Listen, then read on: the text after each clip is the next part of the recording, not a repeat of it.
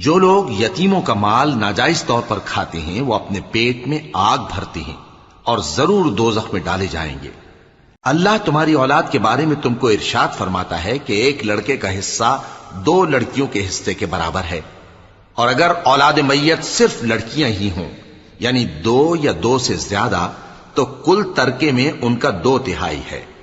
اور اگر صرف ایک لڑکی ہو تو اس کا نصف ہے،